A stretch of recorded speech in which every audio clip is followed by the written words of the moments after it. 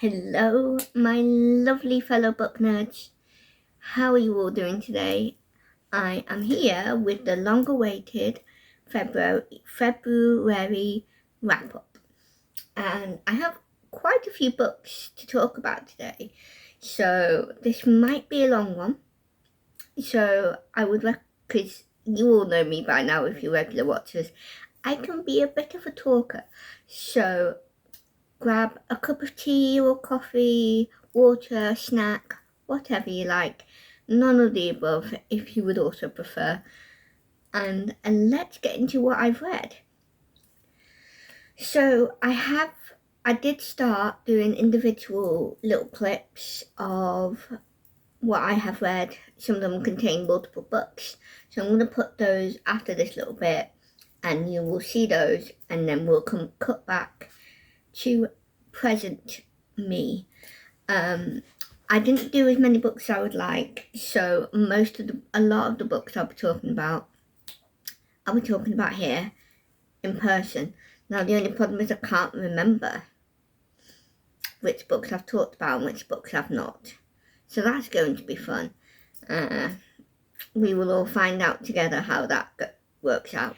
Okay, so hopefully this time I won't delete these videos, but I'm going to talk about what I have currently read for the month of February so far. So for a point of reference, we are on the 11th of February, and I have read, how many have I read?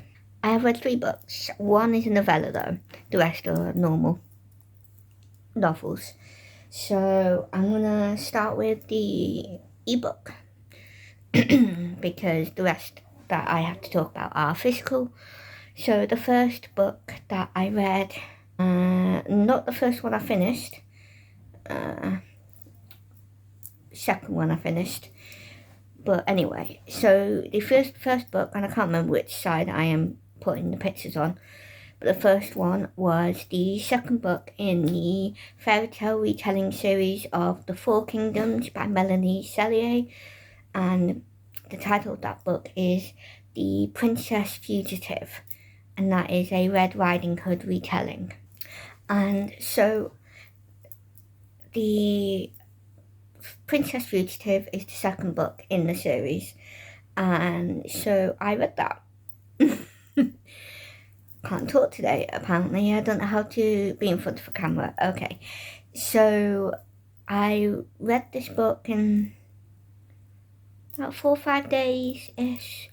Pretty reasonably quick for me, with it being like a nearly 300-page novel, although it's about average. And I really enjoyed it. I gave it 5 stars.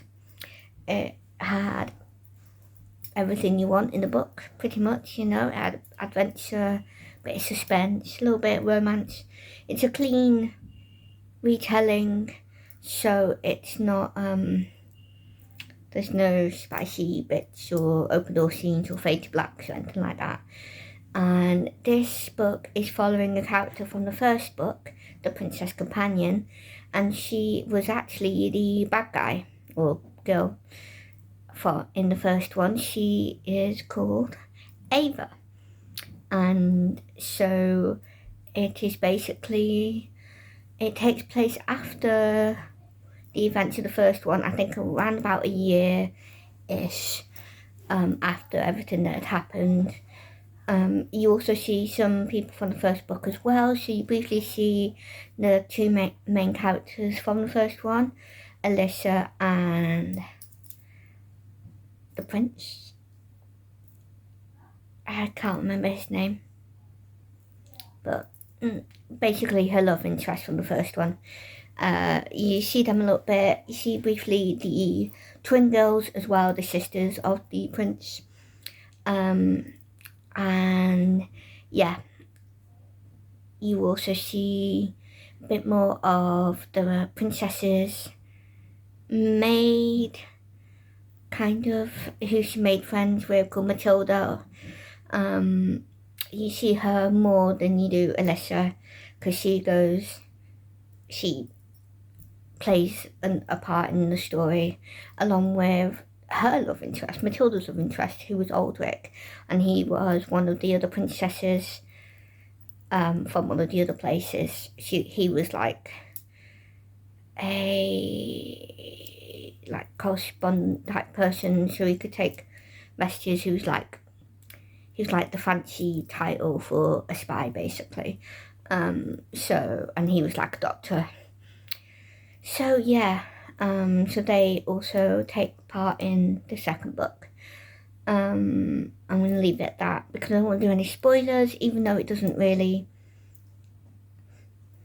I mean, we all kind of expect, don't we? Like in a romance, usually expect the main characters to get together, but still, I'll leave it at that. But yeah, it basically is essentially a redemption story for Ava, and it kind of gives a reason for why she was bad in the first book, which is very true of all people who are bad people. It is often because of their childhood or things they have been through in their life. So that was beautiful to see the redemption arc. It is a clean series, but I do think that it is actually Christian, but more in the Christian allegory, because they don't talk about God and Jesus and praying and Christianity, but they do have this character called the High King who lives in the Castle of Light, and you hear more about that more in the sequel, in the second book. And the reason why I call it Christian allegory is because if you'll see my wrap-up, I'll have mentioned that in the acknowledgements, Melanie Cellier mentions God, she thanks him. So that is why I'm saying it is allegory, because if you've read the second book and you're Christian, or at the very least you're aware, you can definitely see a lot of Jesus in the High King and a lot of God as well, because obviously they are also one and the same. And so yeah, that is mostly what made the redemption arc even more beautiful, because I thought it was, I mean, it was a lot quicker than you probably would normally have redemption arcs in a realistic, especially in real life, sort of Christian thing. But it was certainly a good model of the kind of things that you can go through. And I just cried so much during that part, and when she meets the High King, which is kind of spoilery, but it's early on when you find out that she wants to meet him, so it's not really, I don't really call that a spoiler, but if it is, I apologise, because I try not to do spoilers when I do my wrap-ups. So yeah, I loved it. I gave it a 5-star. That was also the book I used for the Once Upon a Faebruary Readathon that is taking part this month, and I used that, and actually I used it for most of the prompts. I can't remember offhand what the prompts are. I could look, yes, but I'm not going to, because what I'll be doing is filming at like early March, for the wrap up, so I'll go through the prompts then. So yeah, that was one of the books I read. I'm not particularly going in any order, so although I sort of am now, but I wasn't. So the next book / sort of first book I finished, but the next book I read was the Every Heart a Doorway by Shauna Maguire. This is the novella I talked about, and this is a secular novella series, and this is sort of in the sort of realm of kind of, I think what they call portal fantasy. I'm not sure, I could be wrong, but it's definitely that sort of thing where it has characters who went to other worlds for however long, and then they come back to our world after however much time. Some people it's not for long, some people it's been like a year or however long. so it just depends. And this follows a character called Eleanor, and she went to a world that is kind of sort of based on, is it Greek mythology maybe, about, is it Persephone, the one who goes to the land of the dead, to Hades, and becomes his wife, but she comes up during the spring months, and that is when spring happens, and then winter is when she goes back to the land of the dead or something. I could be wrong, but but when she talks about it, it does give me that sort of picking out from the myth, at least. Whether it actually is based on the actual story, I don't know. But she goes to this place for, I think, for thousands of years or hundreds of years, I'm not sure. It doesn't really say, but certainly for a very long time. And then she comes back, and basically there are these schools that are, boarding schools for children who went to these sorts of places all around the world. This one specifically is somewhere in America, I think. And yes, there's not really much else to talk for that one. I was kind of surprised at what happened in this book, because I wasn't sure what to expect, because I knew it was that sort of go to other worlds, and because it's a series, I think that's why I wasn't expecting it. Because this one, you don't really go to any other worlds. There's talk about some of the worlds that some of the characters have been to, but that's about it. There's no actual other world going back to other worlds or anything like that.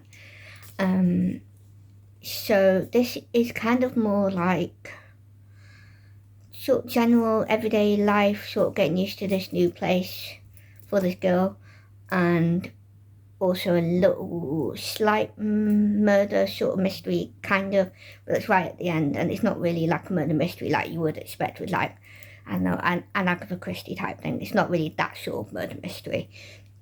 It's more that some characters get killed and they end up finding out who it is and stuff like that.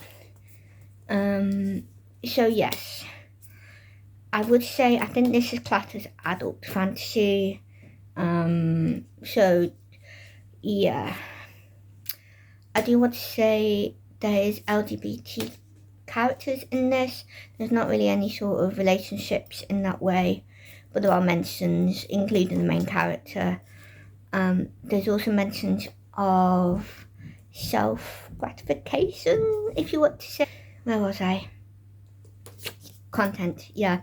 So, there's mentions of sexual. There's nothing happens, but they talk about it.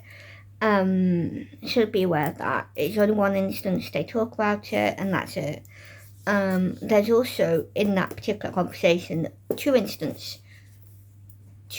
instances of the F word, which really jarred me when I read it. I wasn't expecting it, because before then, and for mostly afterwards, apart from two other instances, there's been no swearing. There may have been uses of the Lord's name in vain, probably we were being secular, but I don't remember nothing. It certainly wasn't loads, because I'd remembered. But that was really jarring, and I almost DNF'd this book because of that. But I didn't, because there wasn't any others, which is weird. It kind of makes it unnecessary why the character said those two F words. They were basically right next to each other. She said one sentence, and then in the next sentence she used the F word again. So it was just very unexpected and really put me off. I was like, oh, it's bad enough when they talk about things like that, but they don't have to swear.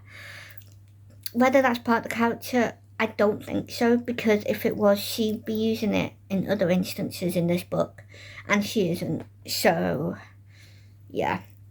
And it's not the main character, but it's one of the other characters in the school. There's also two other instances of the SH word, swear word, as well, further on in the book.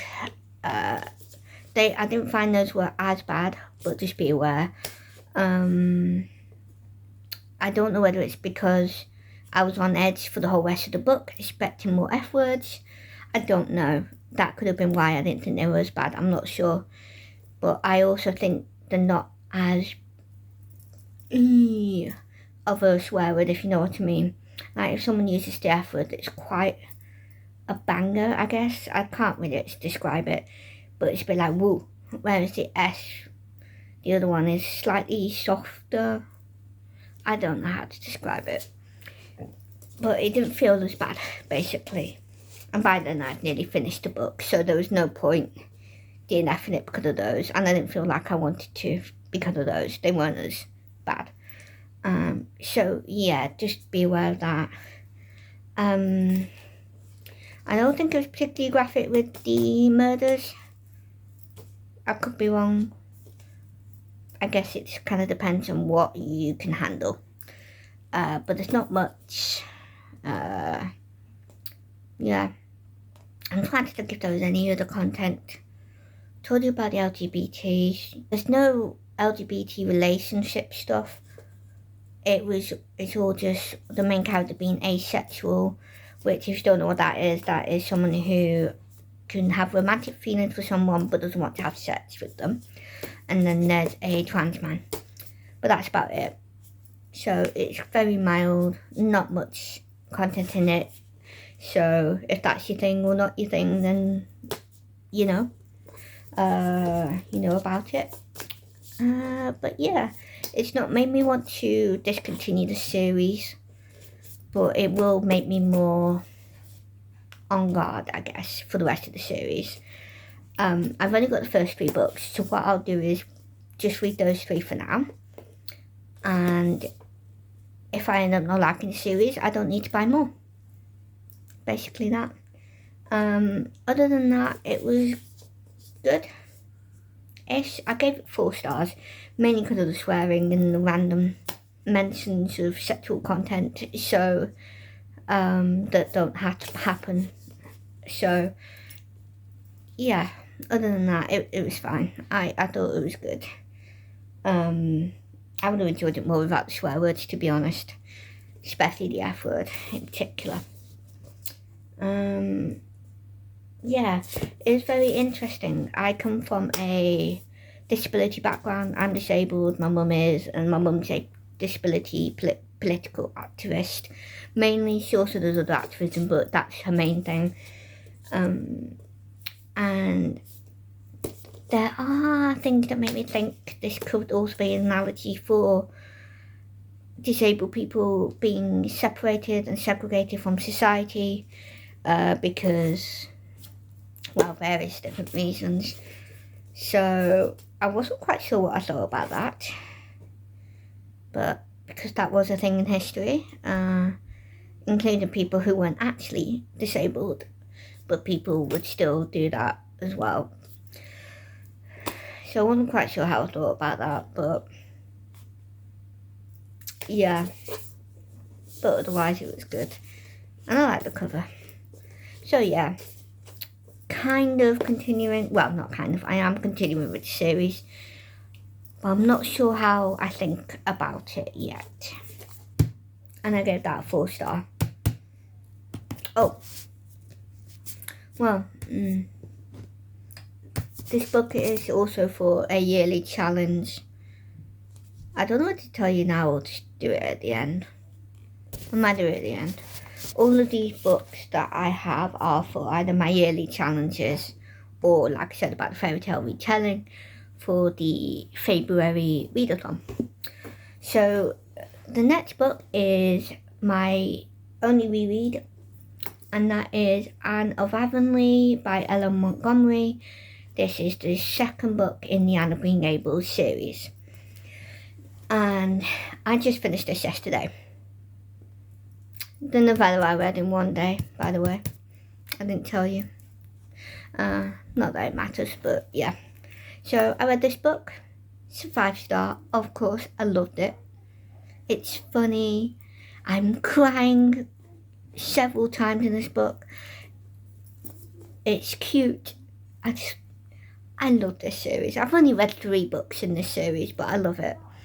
The first 3 books will be rereads, only twice though, so Anne of Green Gables, Anne of Avonlea, Anne of the Island will all be.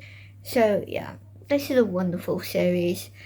I do wish I read this as a kid. I probably would have loved it, but I haven't, and I'm reading it now, and I think in a lot of ways you appreciate it more as an adult. Maybe. But yeah, I love this book. And if you don't know, it contains one of my favourite children in this book, other than Anne. Obviously, she's older now in this book. I think she's between 15, 16 up to about 18. So this takes place over about 3 or 4 years. And we see Davy and his twin sister Dora. And I love Davy. He's very mischievous. Very, very mischievous.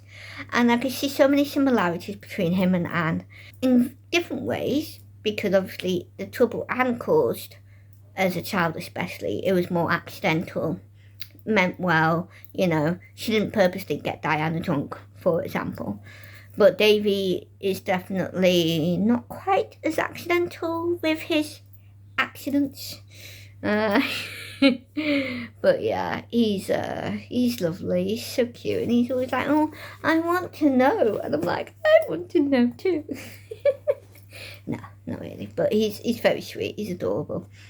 So yeah, this is a lovely book. I definitely recommend this series. I think most of you who watch me are also Anne lovers, but if by any chance one of you or more of you see this and you've not read Anne of Green Gables, I really recommend this series. It's lovely. I mean, it's not exciting like you would say I don't know, an adventure book of some sort. This is definitely a slice of life. You know, it's more about the characters. But if you have an imagination, or you're a little bit ADHD, Anne of Green Gables is for you, especially the first one in terms of the ADHD-ness. As she gets older, she kind of mellows out a little bit. She still has the ADHD moments, I'm sure. But yeah, I mean, none of it's mentioned. It's just the characterization is very ADHD-like. So yeah, I love this book. Again, I have not tabbed it, but there we go. Lots of lovely descriptions, as always. Definitely makes me cry that Anne talks about that aren't actually to do with loss of, people, or family members, but it's definitely connected to it, and what she talks about is very relatable. You can definitely put some of that towards those experiences. Also, Miss Lavender and Stephen Irving, I love them. It's so romantic. I love it. So yeah, just read this series, man. And if you've read it before, read it again. And then again. Don't read anything else. Okay, that's a bit unrealistic. I am joking. Unless you want to, in which case, go ahead. So yeah, that's all the books I have read and finished for now. So far, no DNFs. Yay! I am currently reading. You stop talking, I keep getting disturbed. But yeah, that's all the books for now that I've read and finished. Currently on Murder of Roger Ackroyd. I might start one of my other physical books. I'm not sure which one. But you will find out whenever I next finish a book. Which probably will be Murder of Roger Ackroyd. Because that's shorter. But yeah. Hey everyone. So before I get into my pyjamas, because it's late, I am going to talk about another book that I finished, and I finished The Murder of Roger Ackroyd by Agatha Christie. This is my first ever Agatha Christie, and it was great. It was so good. It's definitely, I think a lot of people say it's in the realm of like cozy mystery, and I definitely get that because it's clean. I think there's the odd use of the Lord's name in vain, but there's like no actual swearing. It's not graphic, it's not like there's no really actual thriller elements. It's very much that sort of cozy fantasy cozy mystery in that respect. So yes, this was a 5-star. It's got to be a 5-star, hadn't it? I mean, I've never read Agatha Christie until now. And not that I doubted it when people said, oh, you know, she's the queen of crime or whatever the title that she's been given is. I can't remember. I officially understand it because I've read it. Well, read one.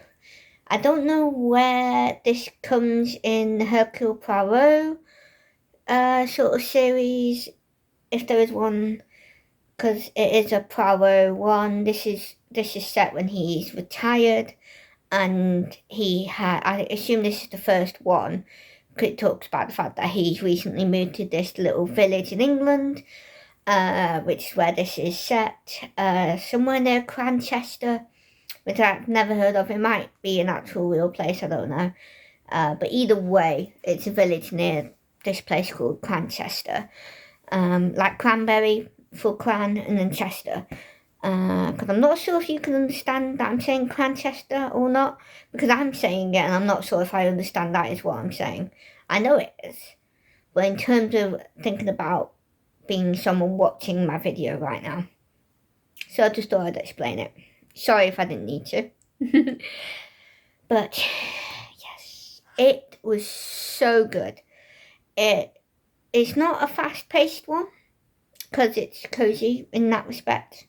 I mean, I don't know whether people would really class Agatha Christie as cozy mystery, but certainly because of the era and stuff like that, it certainly is what we would now call a cozy mystery. As I have already said, I don't know why I'm repeating myself. I think the reason why I'm repeating myself is because I'm trying to say it's not particularly exciting for the whole book. But yeah, this kept me guessing. There were multiple people. I was like, oh, it's going to be them.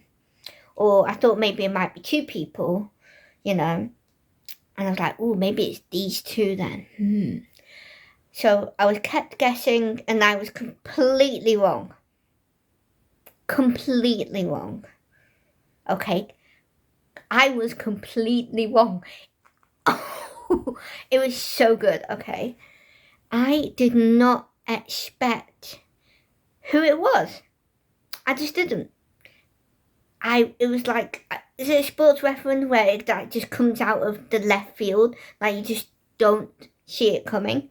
That is what this book ends with. Oh my goodness. It's so good. And I can't say spoilers because I don't want to spoil it, especially because it's a mystery. Like those sorts of things, you don't want to spoil it. But at the same time, you want to talk about it because, those of you who've read it, I know there's a couple of you who have read it or will be reading it who may or may not watch this video.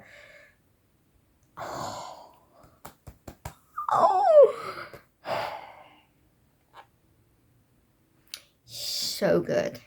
I definitely recommend, if you like mysteries, I definitely recommend this.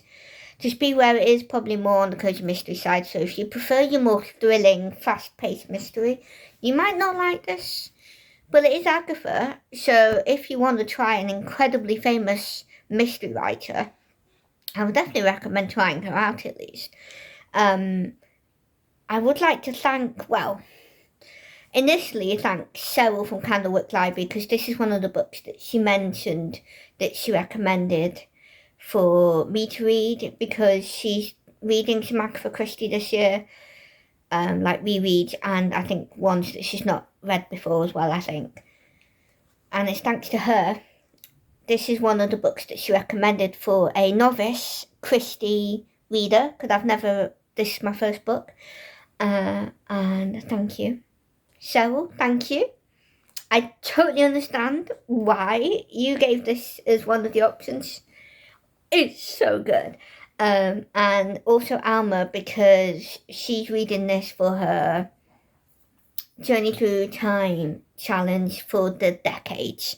Because we're in February, so we're in the 1920s, because it's going from the lowest, which is 1910s, up to the highest.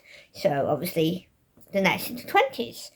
And this is written in 1920, is it 27? or 26, something like that, in like the mid-late 20s anyway. So when she mentioned that, I was like, oh, I just bought this because I want to read it. And, you know, Cheryl mentioned it. So I was like, well, I commented on Alma's video. I was like, you know what, I think I might read this with you because I bought this from one of the cheap, I think, who was it? It wasn't Cheryl. I had this last time. It was a cheap book thing for ebooks, and this was one of them. And I was like, there we go. It was cheap. I think it was like £3, like £2.99 or something. It was cheap. So I was like, well, there we go. That is me sorted. So yeah, so good. Oh, I was in shock. I was okay. If I lived on no, because then I might scare neighbours. But I could have screamed at this for the ending. Like internally, I was just going because that ending again. It's the ending for me. It was good. It was a really good mystery, even though I didn't really get it. Like get the murderer. There were things that I was sort of getting, but I was, no. In terms of the actual murdering, no idea. Oh, it was incredible. So yeah, 5 stars, incredible. Cannot wait to read some more Agatha Christie throughout this year. I haven't specifically put down as an author I want to read more of this year, but I have always wanted to read her books because I've never read them, but I do love a good mystery. So yeah, so I'm just going to start with the top of my pile basically. I might talk about the challenges and the readathons first. So I'm going to start with the readathon because that's February specific. So in February there was a readathon hosted by Taylor from Tales and Tweets with Tay and her fellow hosts, which were Celestria, Katie from Paperbacks and Ponytails, Kristi from Kristi A. Cole, Kat from Cat Stories, and Reese from the writing Songbird. And this lasted for the whole month of February, and it is the Once Upon a Faebruary readathon. And it is basically a fairy tale retelling readathon. But you don't actually have to do fairy tale retellings. There was only one prompt where you had to, and then the rest you could use whatever books you wanted. So I'm going to tell you the prompts, tell you what books I've used for those prompts, and then we can talk about the books after, later on, sort of thing. So I did get Blackout, but I did double up, so which they said was fine. So there's Quest Has a Journey, and I used the Princess Fugitive, which is the second book in the Melanie Cellier fairytale retelling series. There's Magical Creature Has an Animal. I used the book called The Reluctant Godfather by Alison Tebow. That is a Cinderella retelling. And then Hidden Identity, a new to you author. I also used The Reluctant Godfather for that. Prince, More Than One Perspective. I used The Princess Fugitive as well for that one. It wasn't specific. You know, like when if you've read any sort of romance or rom-com books, and they go between the two main characters, the love interests, and you usually know that it's the woman or the man or whatever.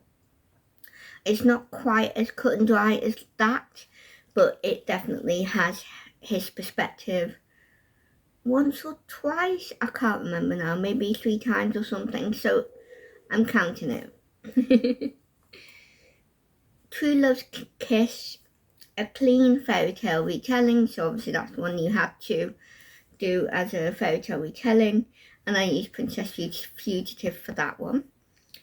Faithful Companion, your favourite genre, and I used The Princess Pact, which is the 3rd book in the Melanie Cellier series. And then Beauty, Something Beautiful, I used The Princess Fugitive for that one.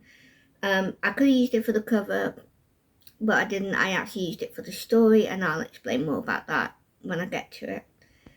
Stroke of Midnight, booktuber recommendation.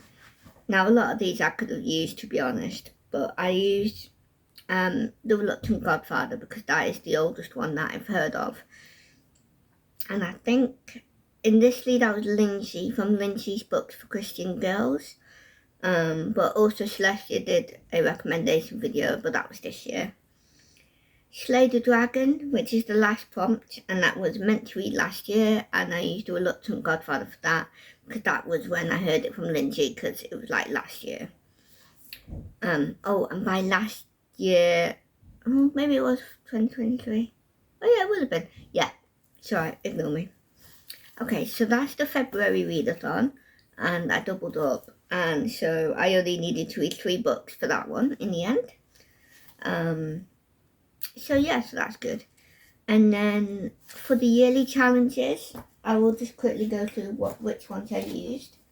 So for the cozy reading challenge by Teresa from Creatively Faithful, I read 1 short story from the Brothers Grimm collection, and that short story was Mrs. Fox. Then for the Princess Bride-athon, I again only used 1 prompt for that month. And I used the prompt The Fire Swamp, which is hot new release, and I used Brave because this came out in October last year, and I think she said it could be from last year. Well, it's too late now. I've used it for this, and this is by Misha Andrews, and this is a biblical retelling of King David's bride. This is the start of a series. And this is the story of Ahinoam, which is his first bride, but obviously he was, well, not necessarily obviously, if you don't know, he was married to Michal, and I can't remember, she wasn't Egyptian, was she? Anyway, he did have a first wife, but that ended up not working out because he basically had to run away because her dad wanted to kill him, King Saul, and then she betrayed him, basically. So that kind of doesn't count. So Ahinoam is kind of his first bride. It's up to you how you want to interpret that, I guess. And that readathon, the Princess Bride-athon, I can't remember if I mentioned that, created by Katie for paperbacks and ponytails. And then for the Journey Through Time readathon, yearly challenge by Alma from Alma's Book Journeys. I'm doing both centuries and decades. So the centuries one that I read for her readathon, which was the 20th century, was Meddling Kids by Edgar Cantero. And then for the decades, which is the 1920s,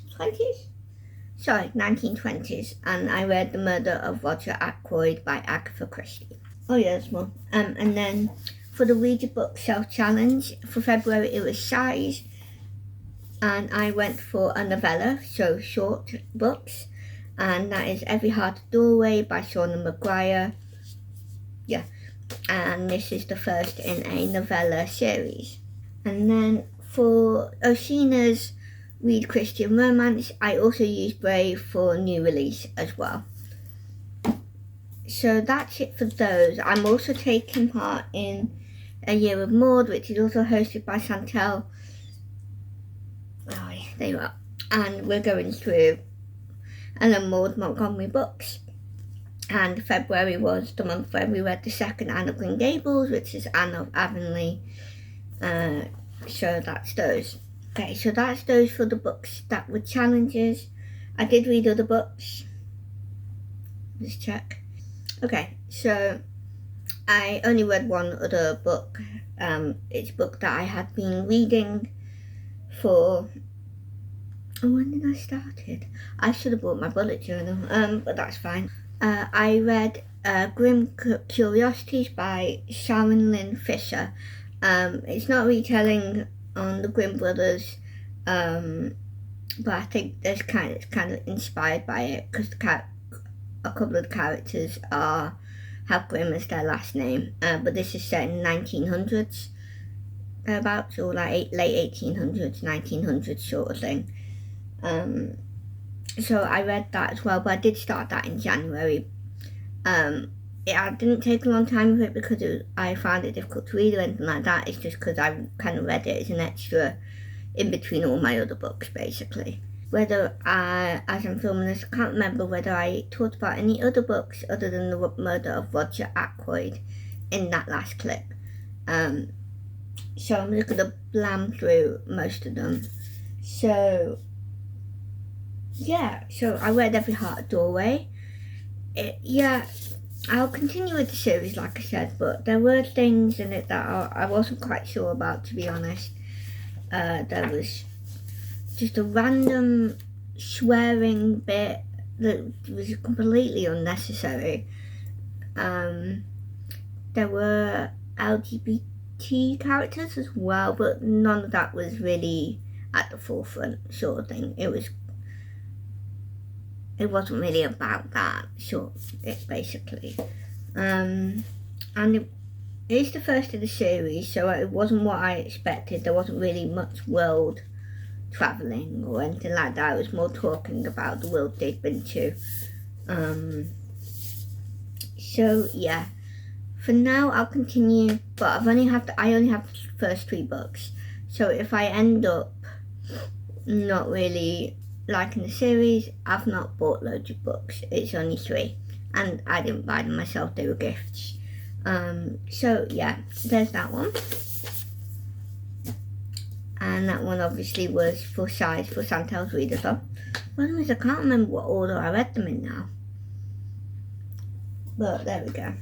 I'm just gonna blam through them. I might do all my physicals first. So the next one is Anne of Avonlea. This is a lovely book. I can't remember if I talked about this one yet or not, so I apologise. It's really hard to tell, and I haven't started editing it, which won't help. Yeah, but this is sequel, as I said. This is when Anna's a bit older, so she's late teens. I think she's like between 16 and 18 in this now. Because I think so far anyway, all of the books kind of span a few years. And this is basically the couple of years or so that she spent at home instead of going further with her education like she was originally going to do. And yeah, Davy and Dora, who I love, especially Davy. He's just an absolute rascal. He's like the rascally version of Anne, I would say. You know, he's like, he knows what he's doing, sort of thing. Whereas Anne, she got into scrapes unintentionally. But yeah, great book. I can't wait to read Anne of the Island, which is the 3rd one this month. And then yeah, so that's going to be great.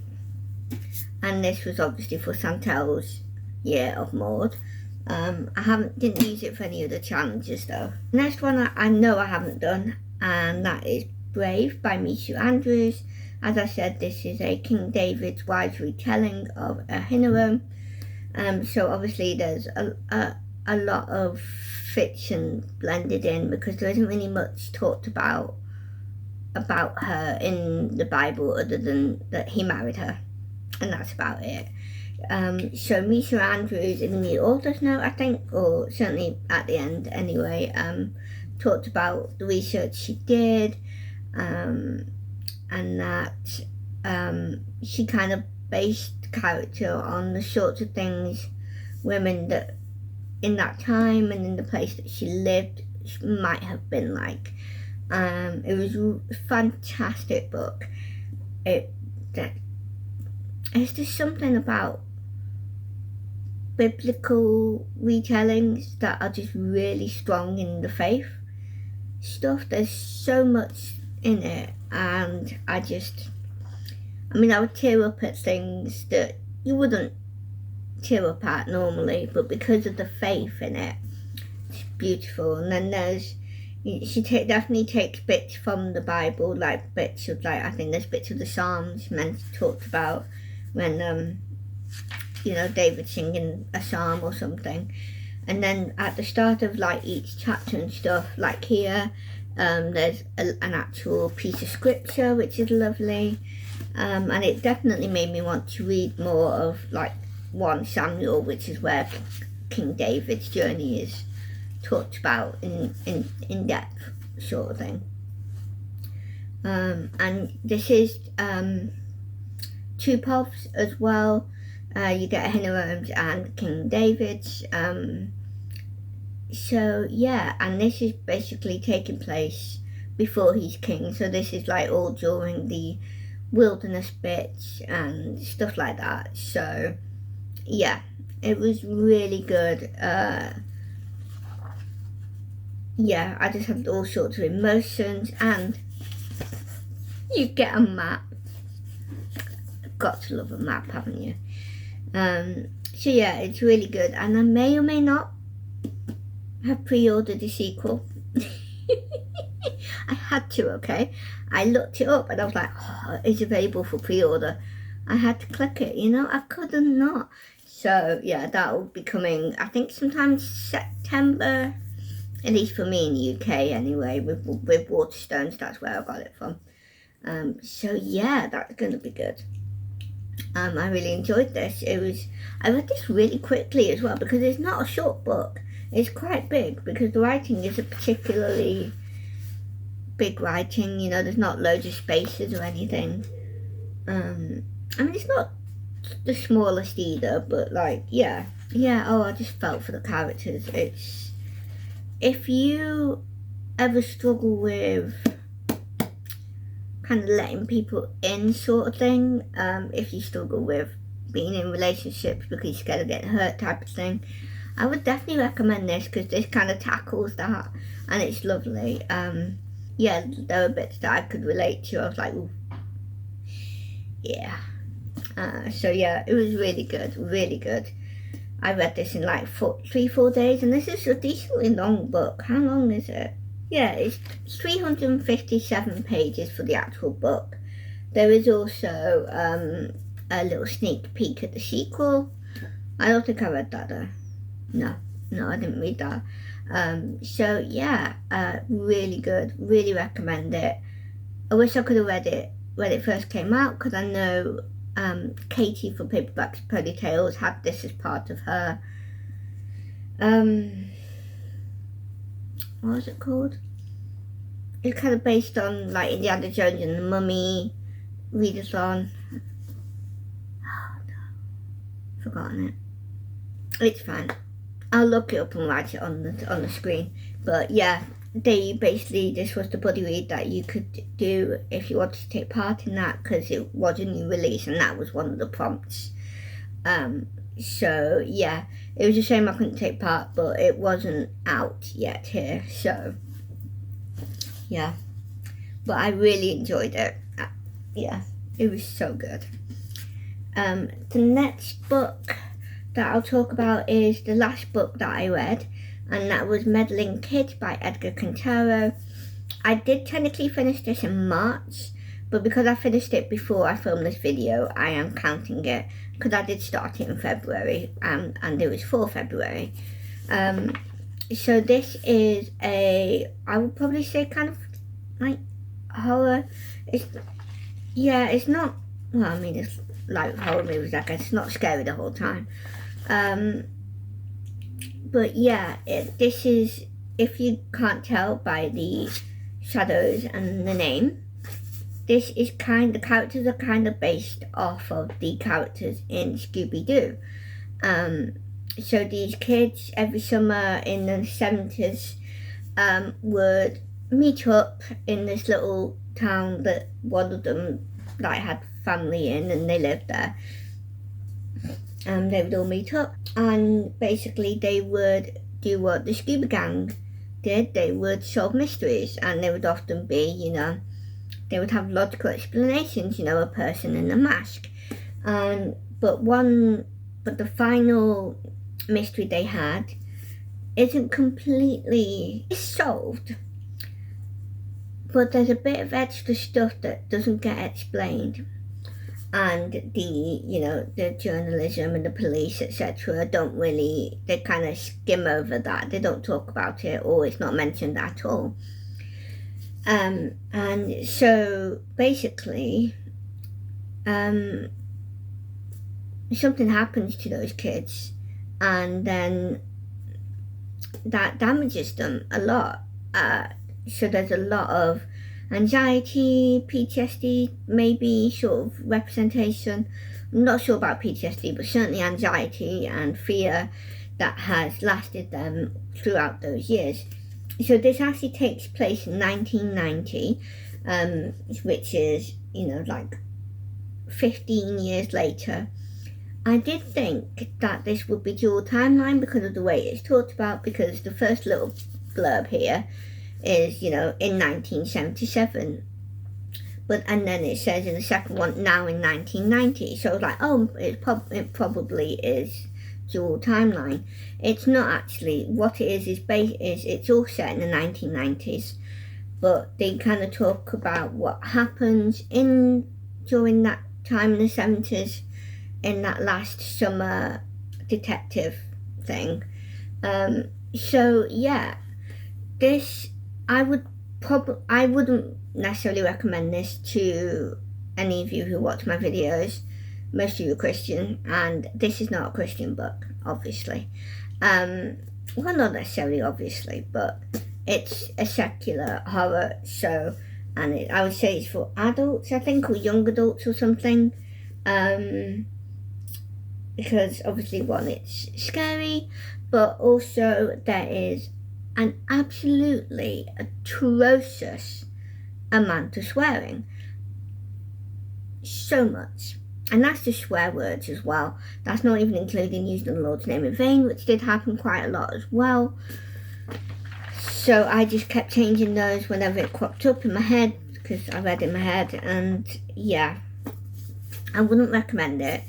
But in terms of what I thought of the story, otherwise, I did think it was really good. I have just realised as I was talking about this, I've not given my star ratings. So I'll do that after I talk about this. So yeah, this I gave 4 stars. It would have been 5 if it wasn't for all the swearing, but there we go. Because it was an absolute, like, more swearing than I can ever remember reading in most, secular books. So yeah, I would say it's not for everyone, because there is, just to let you know, there is stuff to do with witchcraft. It's put in a bad light. It's not, talked about like it's good, like say Harry Potter or something. But there is witchcraft and, the drawing of pentacles and all of that stuff. So it's not very good. Not good stuff happening. But, these kids, have to save the day, sort of, so to speak. Yeah. So I wouldn't recommend it for everyone, because I know some of you have quite strong views about stuff like that, which I totally understand. I didn't know about it going in. So, yeah, it was really good, though. There is a couple of characters are gay, 2 of the women, but one of them is obviously. The other one you don't really know until near the end.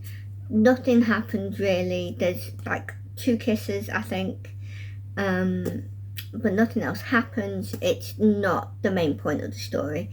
It's like a subplot. It's not, it didn't necessarily need to be there, basically, but it, it was very PG, is what we would probably say. So the most you'll get is a couple of kisses and them holding hands at the end. So there's like, that's it. There's nothing goes further.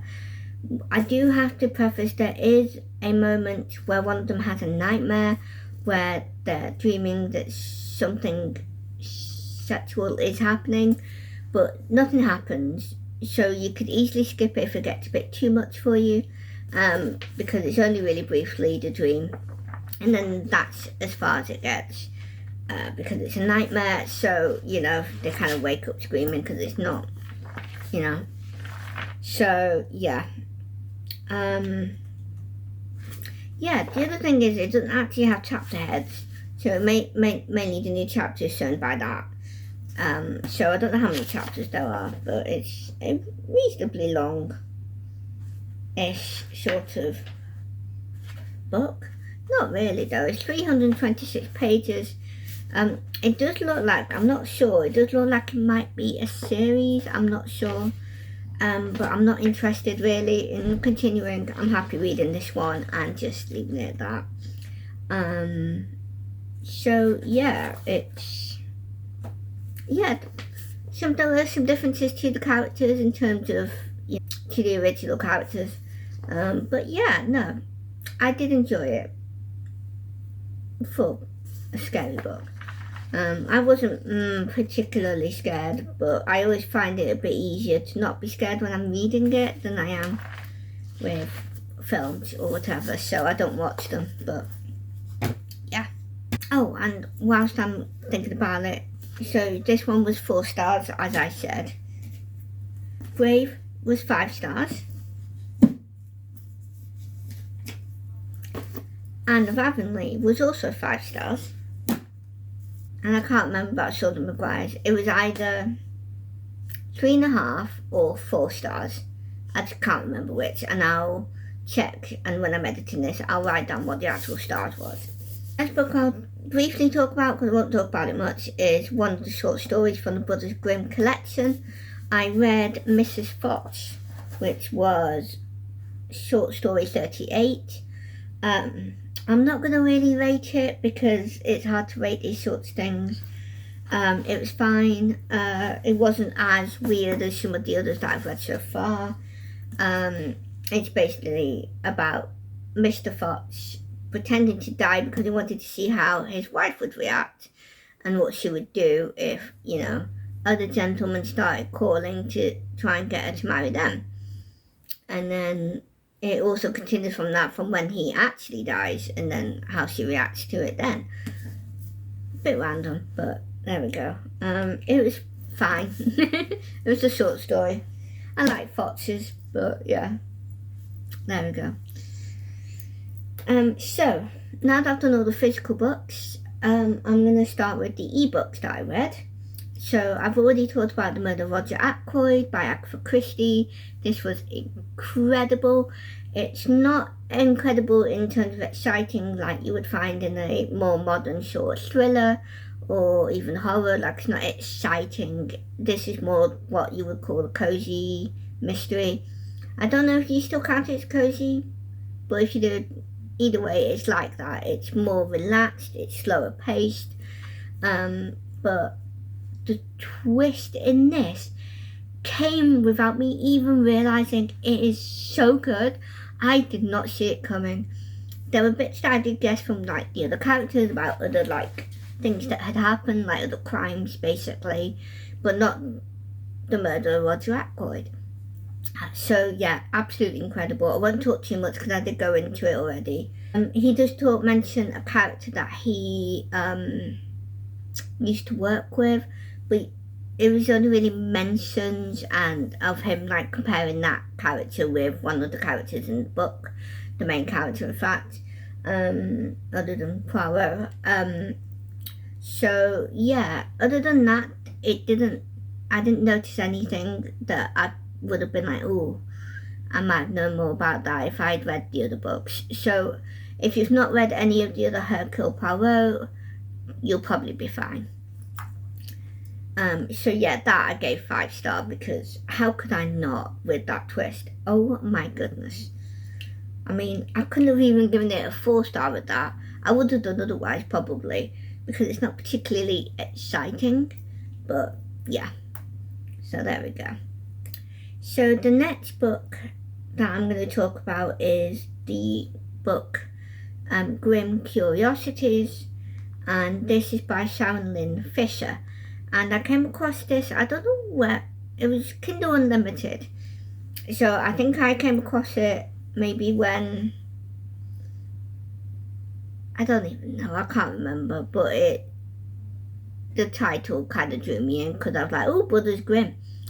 So yeah, so I tried reading this. I was a bit slower with this, but not because I found it boring or difficult or anything like that. It was just because I was reading it in between other books.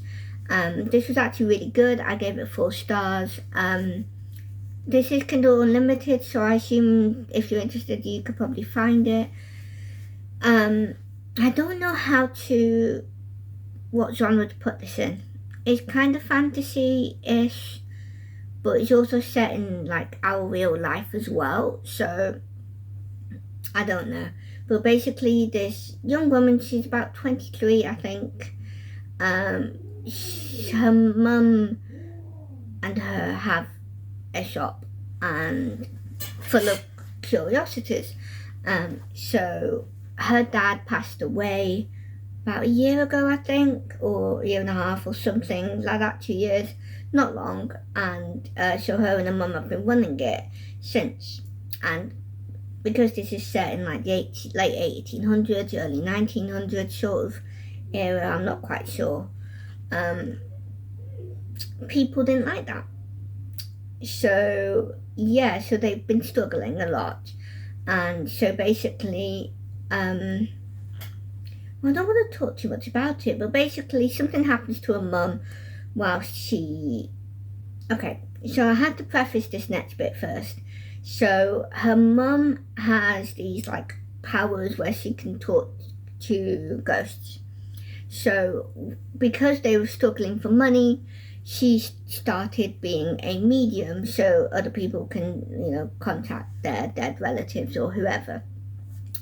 So that's not really shown much, it's just talked about, it's just literally just mentioned, because before we actually see it before the book starts sort of thing, her mum, and something happens to her mum where she becomes mute, and she basically becomes kind of comatose, but she's kind of awake, so she can still like walk and stuff like that, but she does need extra help. And it turns out the lord of the big manor house place, his son, comes to her because he wants to contact his dead mother, who passed away not long ago, like a few months ago. And it turns out that his sister, his younger sister, apparently must have been talking to someone, they think her mum, and the same thing happens to her. So it's kind of a mystery. Yeah, basically it's a mystery. They're trying to find out what happened to them both, basically. And they want to try and break the spell or fix them or whatever in the story. And it's basically about that. So yeah, there is like magical sort of influences in this. There are definitely kind of little nods towards things like Narnia, and mythology as well. So yeah, a bit of everything in that sort of fantasy bit sort of thing. It was really good. I think there was no swearing, there was no content, other than like a kiss, I think, 2 kisses. So nothing particularly, you know, graphic or anything. So yeah, I enjoyed it. I don't think it's part of the series or anything, because it seemed to have been wrapped up quite well. So yeah, but yeah, I enjoyed that. So I finished that in February.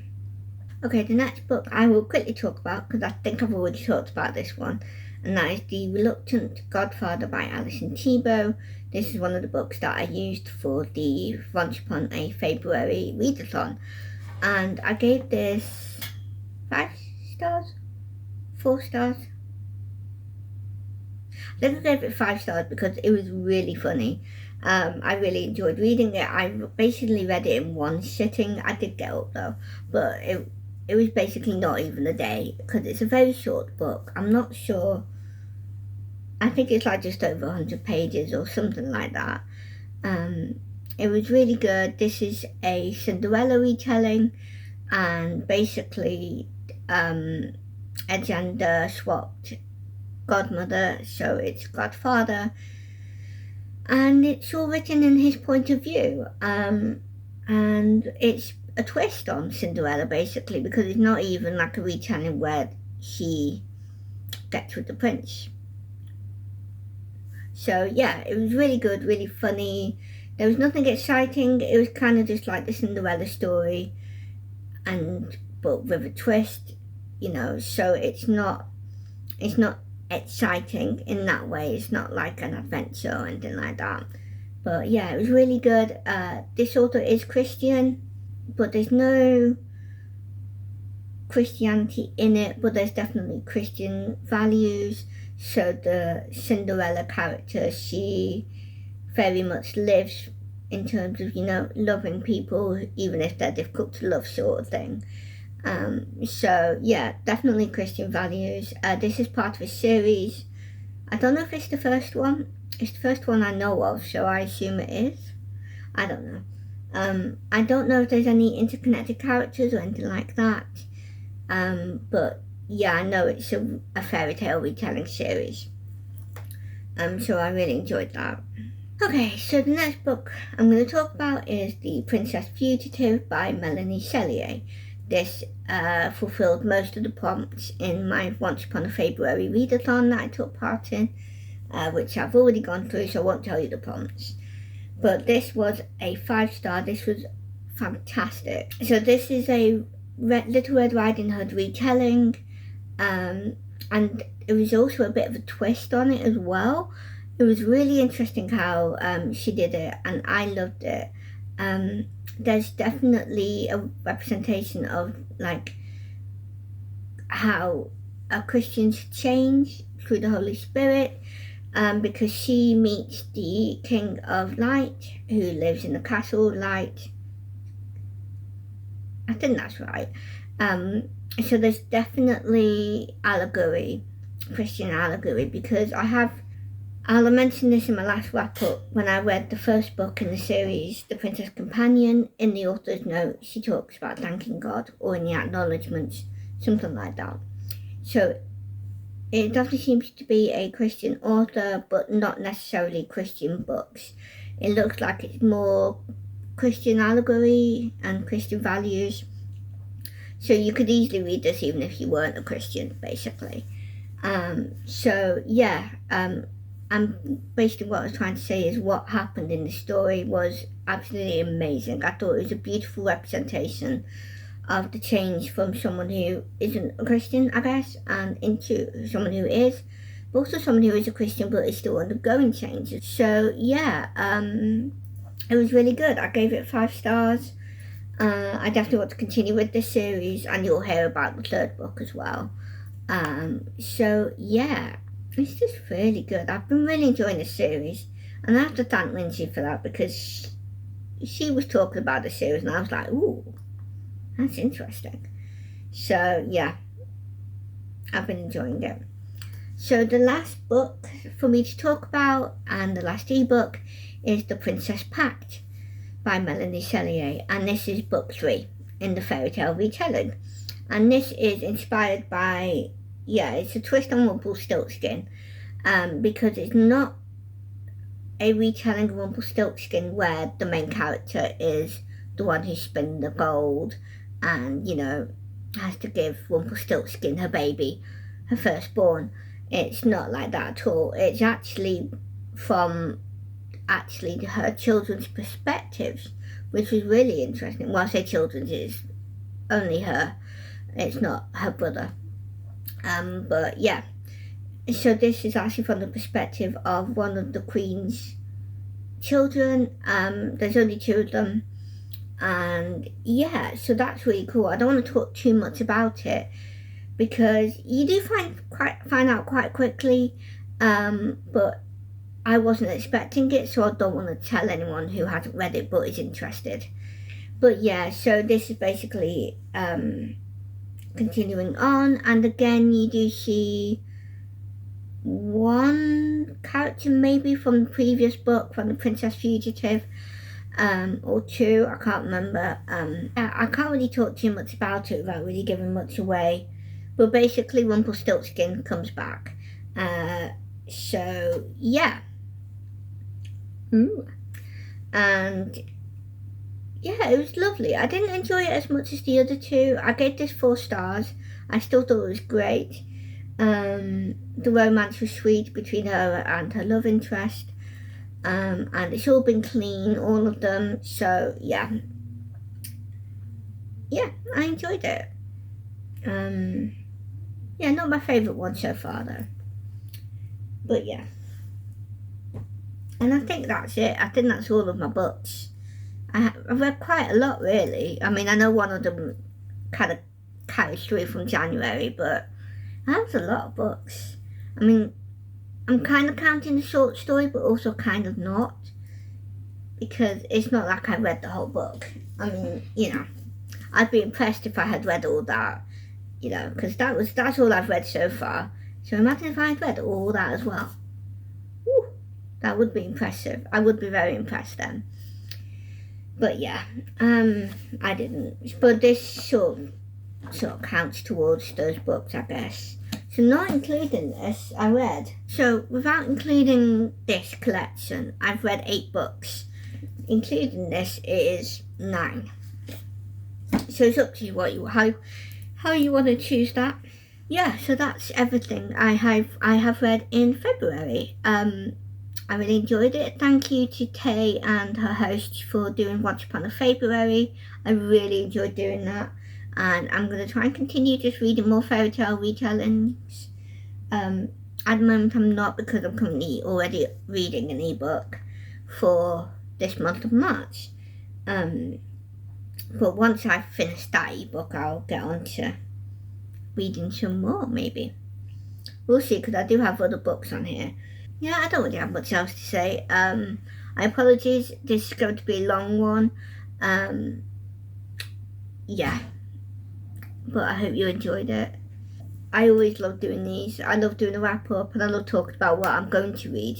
They're always my favourite books to do, videos to do. Hopefully next week you will be able to see my book haul. I have a lot of books because I forgot I have bought a few ebooks, so I'll talk about those as well. So look forward to that. Hopefully that won't be too long, because I won't have read them.